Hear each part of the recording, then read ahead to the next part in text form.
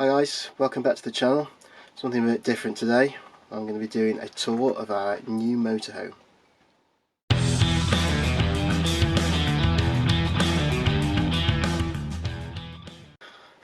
So we are sitting in a Niesmann Bischoff Arto69L. It's an A-Class based on the Fiat Ducato 3 litre chassis. It's about 7.3 metres long. The standard width for an A-Class is about 2.3 metres wide. It replaces our CI Karaoke 656 that we had for just shy of 3 years, and covered around 7,000 miles in those 3 years. We looked long and hard for a A-Class. We knew we wanted an A-Class because we knew we wanted extra living space. Is the main thing we were looking for in a van to replace our CI, and this one certainly delivers in that regard. So let's give you a quick tour of the interior.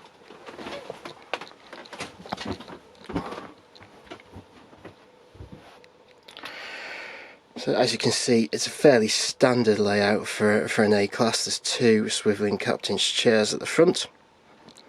This has a L-shaped lounge setup, round table moves in both directions, so that way and that way. There's also a side seat on this side.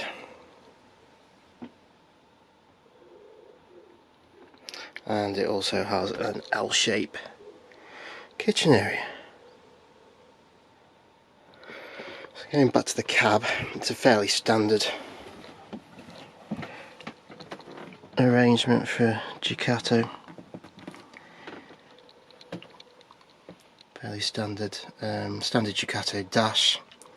This one in particular has sat-nav, cab climate control. Also has a few extras that were fitted. There's two reversing cameras, one longer view, and the standard sort of the rear bumper that you get on most modern motorhomes. This one also has a few other extras. There are some further controls over here, one of which is for the electrically operated front screen. This one also has, if you can see the two dials down there, rear air ride suspension. Whether that was fitted from new or fitted as aftermarket, I'm not sure.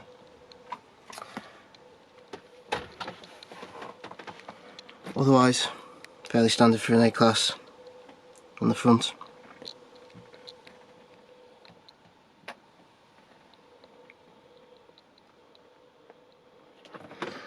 So moving backwards, we have there's a small TV. I think that's a 19-inch. It's fitted. There's also a self-seeking satellite system on the van. There are a number of options on this particular A-Class that we certainly wouldn't have spec'd if we were buying it from new. The satellite system being one of them. But it's sitting down watching TV when we're away isn't really the kind of thing that we usually want to do. I think we've had the TV on once when we were away in South Wales, so it's one of those things, take or leave for us. Up here we've got the control panel. So I've got main van control panel there, everything's off at the moment.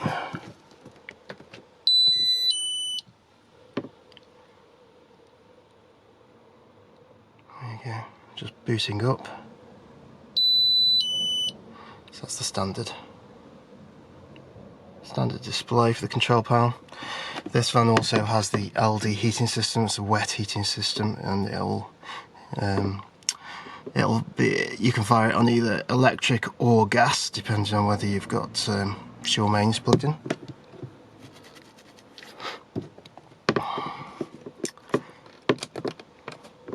It also heats the hot water as well, this system. It's a standard menu layout.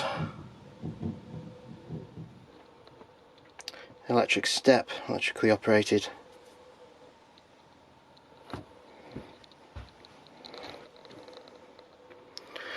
One thing this van isn't short of is storage. There are overhead lockers everywhere and they are quite spacious.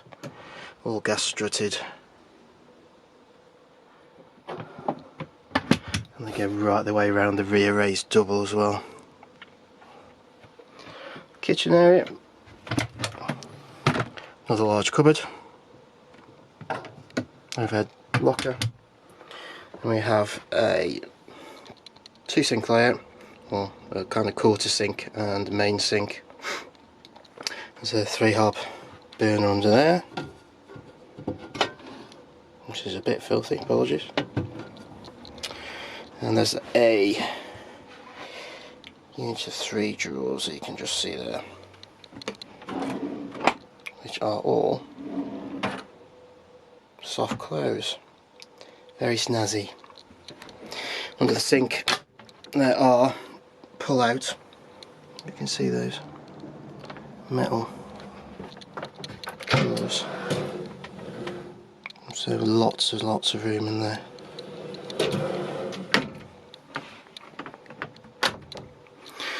Over this side we've got the kind of standard these days tall 4-way fridge freezer.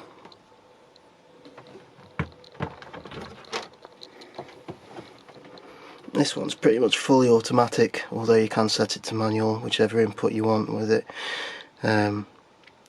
So it'll work off solar as well actually, so it'll work off landline, plug-in, gas, solar or 12 volt when the engine's running.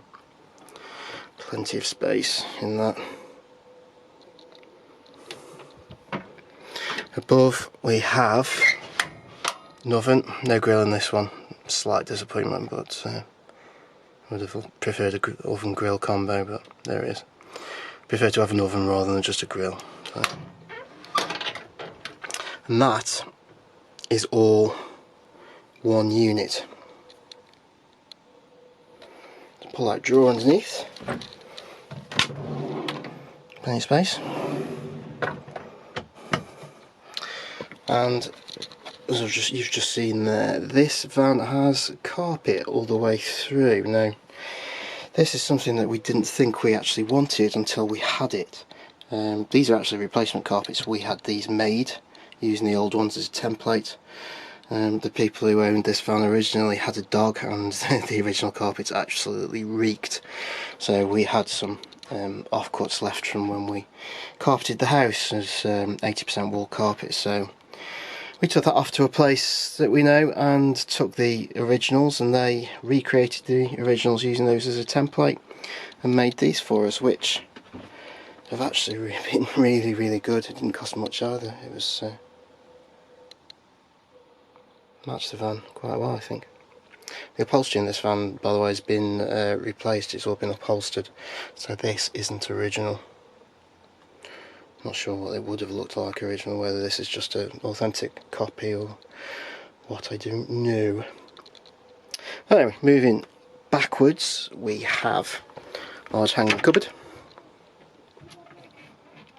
And that's got part of the Aldi heating system, the boiler for which is underneath that cupboard down there, is in that cupboard down there. There isn't actually much storage space in that cupboard. There's plenty in there, as you can see.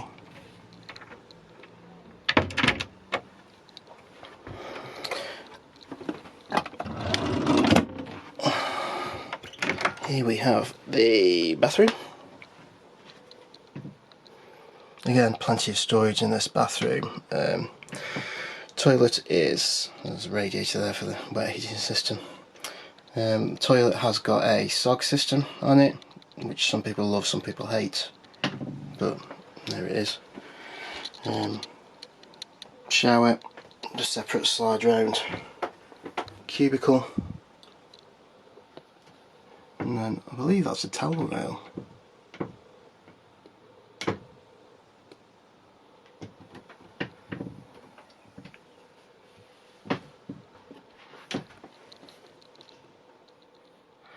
That's the bathroom, and at the back here we have the raised double. This is a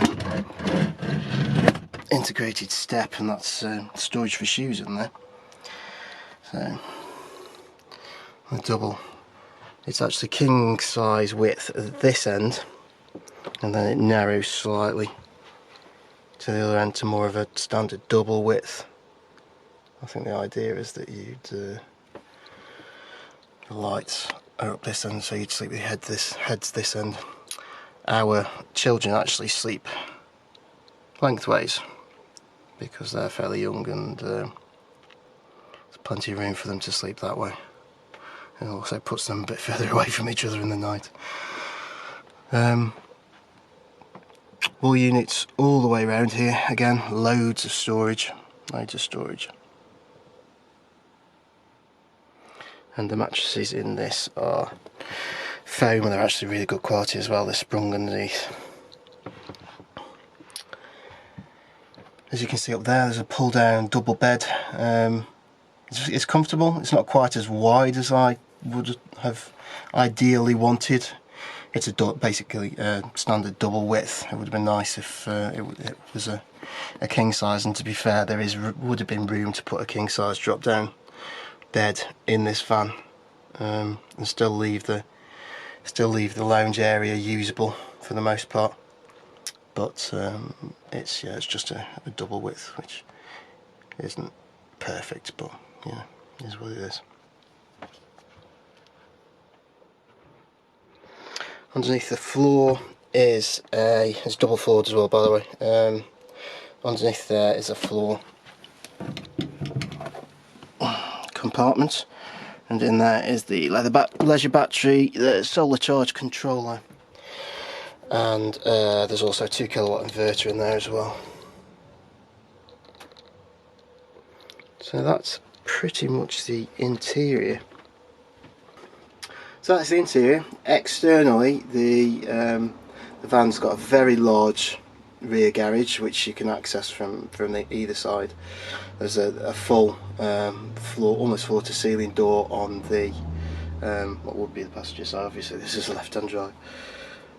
What would be the driver's side in the UK, that is meant for scooters or the like, and it's plenty big enough to get bikes. We intend on carrying all the bikes in there.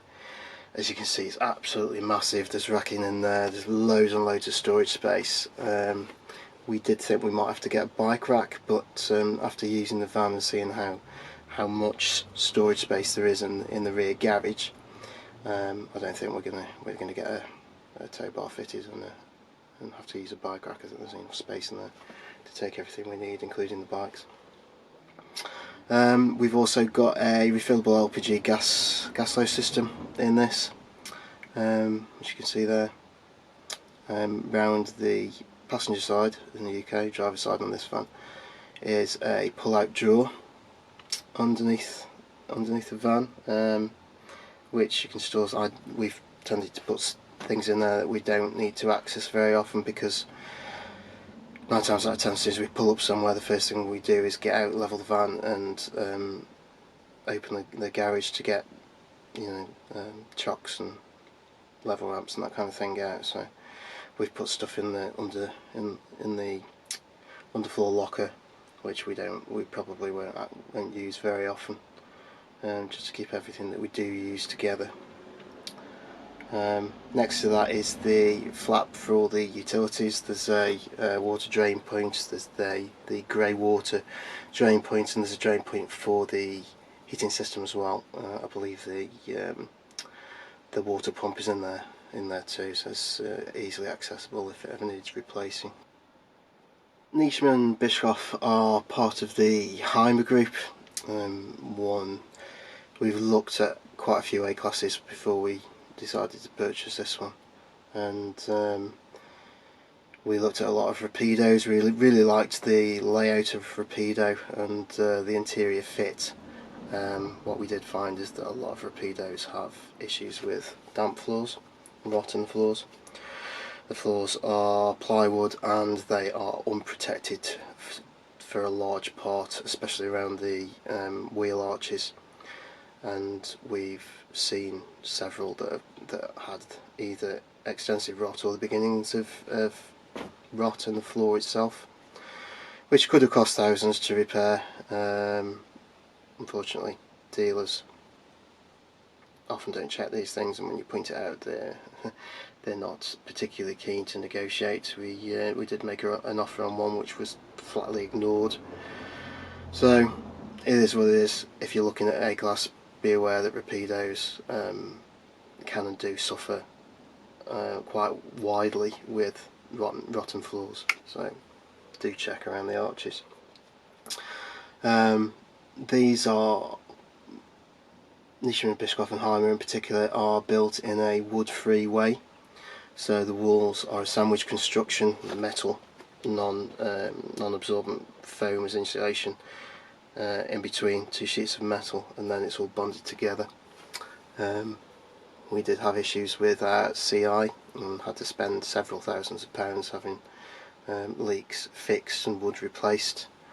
So that's another reason why we were looking for a van of this particular nature.